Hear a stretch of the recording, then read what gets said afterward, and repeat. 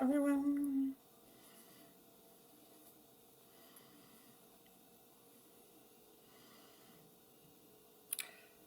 Hi, everybody. I'm on today for my usual Tuesday night spiritual tea talk. Um, I know it's a little after 7, but hopefully you can join me. I wanted to talk tonight about asking questions and how to do it correctly and how to get answers for everything that you're looking for. So let me introduce myself real quick here, and then we'll get started. So, as most of you know, my name is Kathy. I'm a tea leaf reader as well as a sipology or steep tea consultant. Been doing that. Oh, hi, Karen, you're here. Glad you could join me. Um, and I've been a sipologist for over 8 years now, providing quality loose leaf teas and tea accessories. And I've been a tea reader for, or professionally at least, over 3 years now. So 3.5 years. Again, time flies. So I wanted to come on tonight and talk about the type of questions we ask and whether or not we're wording those questions correctly to kind of get the answers that we're looking for. So let's start with like kind of the type of questions and the typical questions I might get. I get people that ask me like about their career, so whether or not it's a good time for making a change or whether or not they're going to get a promotion. Those sort of questions. Is it good timing to start a business, or what kind of business should they do? Um, and really, to get a clear answer, you want to be clear on your question too. So you just can't say something like, "Will I get a new job?" Saying something more specific like, "Will I find something that's more fulfilling in my career?" Or will I be able to get a promotion at work?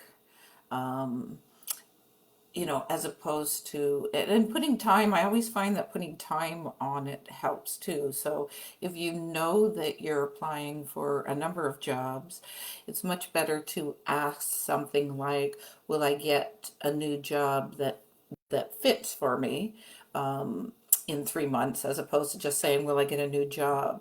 Because eventually time will pass and you would get a new job, but I think most of the time people want to know how quickly, or whether or not it will be a good fit, and whether or not they can relieve some of that stress of the search that's going on. So wording it correctly would probably help more with the stress than just saying, will I get a new job? Because the assumption is that yes, you probably would get a new job eventually, but you might want to know whether that was going to be 1 month, 3 months, 6 months from now, to help you do that. But Karen, I invite you, since since I see you're online here, to ask me a question, and maybe I can help you reword that if you want to play along here. I'm going to talk about some of the other typical questions that I might get. People will ask about money, and the question might be, will I win the lottery? And I mean, I think that most people, when they mean that, mean, will I win a large amount when I win the lottery? Because almost everybody will win a free ticket or three, six, $10, $20 at some point. But what we really are looking for is kind of that life-changing money. So will I win $1 million, or will I win a large amount, is a much better question than will I just win. That's one of the questions I get very often about, will I win the lottery? So let's reword that a little bit and try and get a better answer for you. One of the other common questions is about romance. So people are asking, will I find a mate, or will I find someone, a partner, and I always say you don't just want anyone. You want someone that's a match as well. There you go. Yeah, Karen's asking me about the career. Yeah, so yeah, the career before the end of the year. That is definitely clearer than saying, "Will I get a job?" Because anything that is very generic is likely to, is harder to give you more details. So a yes or no answer. And I know I was working with Karen today her networking on Zoom, and we're using the pendulum. So see, I like this pendulum because it's yes or no answers, but is that really what you want? You may not want to know if you're going to get a new career, but what you really want to know is what that career would be, and would it be a good match, and more details about it than what the question might infer in just saying it's a new position or a new job. Um, it wouldn't suit you well. So if I if I get back to the romance one, I have actually got people where I have said to them, make a list of what you'd like to see in a partner. So, do you want honesty? Do you want humor? I mean, you can say you want someone tall or short or rich or all of that as well, but usually the personality is more important than the actual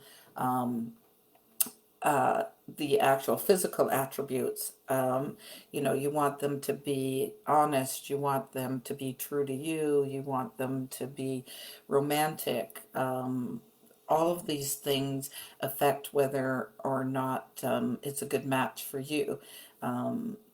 So, being more specific about the type of partner that you want, and not accepting just anything. So to me, the question would be, will I find my soulmate, or will I find a partner that's good and will work with me, or will provide me with the life that I'm hoping for, will be compatible. Those sort of questions are more important than just saying, will I find someone? Okay, I'm going down my list here.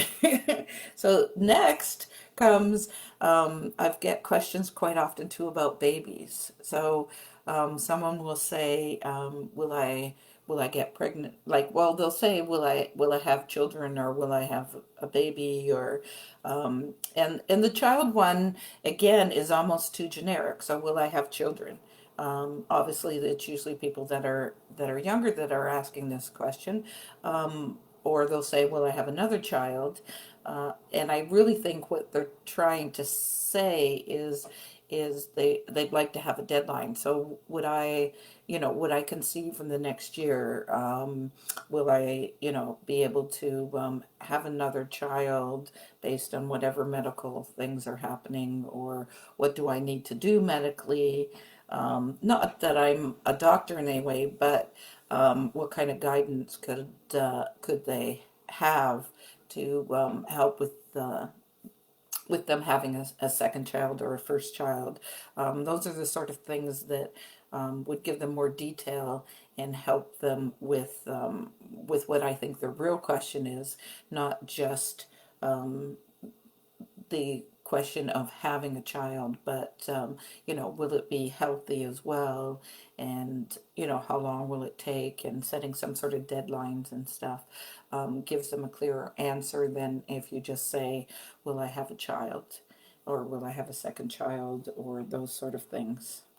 And the other thing that I had down here is about business as well. And I get a lot of people that ask me questions about starting a new business, or starting a new direction in their business and where should they go and what should they do. Again, the more specific you can be in your question, the better the answers will be. Are we really looking for a yes or no answer? Because you could say to me, should I start a new business? And I could say yes. But is that business going to be a fit for you, and is it going to make you happy? So those are other things that you need to ask, and you need to be specific when you're asking these questions. So it's not a simple yes or no answer that we're usually looking for when we're asking these questions. We want to allow the answers to come through in in the signs and the symbols that I see. As I said, like sometimes the pendulum with the yes or no works really well, just asking it yes and no questions. But a lot of times that's not really what we're looking for. We're looking for a little more meat in the question, a little more things.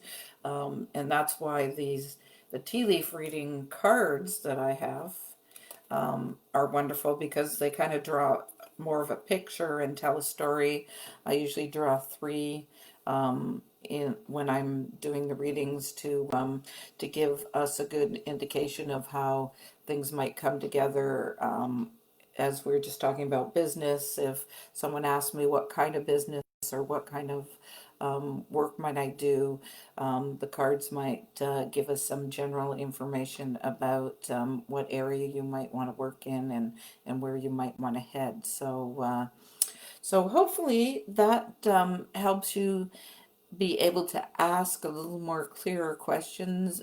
Usually with my clients, I will guide them as well and say, can we get a little clearer, or can we get a little shorter on time, or can we be a little more specific about exactly what kind of information you're looking for? And I like to work with people and get really clear on what they're really truly asking, so that we can get the answers that they're looking for. And I'm not saying that you always get the correct answer, or in your mind the correct answer, but you do get what you need to know at that time. So I'll remind everybody too, first of all, thank you so much for watching, that I do these Zooms at 7 o'clock on Tuesday nights. Maybe moving to 7:30, because I'm finding I'm running out of time.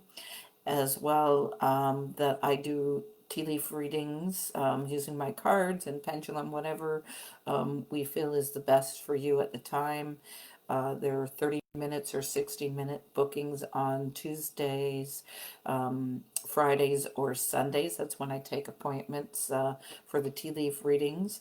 As well, I am providing a new mentoring program that's going to be coming out in November for anyone that wants to help, or wants me to help them with building their own intuition and learning a little bit more about their spiritual side and trusting their gut, and just working together to build up your own intuition, and how to listen more to what's coming through for you. So I'm excited about that, and that, as I said, will be launching in November. So certainly give me a message if you're interested in learning more about that program, and there will be more details coming on Facebook as well. So I'm looking forward to working with whoever is called to expand some more with me, and I look forward to seeing everyone next week when I'm going to do some mini readings. So hopefully you can join me in November 3rd, I believe, next Tuesday, for some mini readings. Take care, everyone. Bye.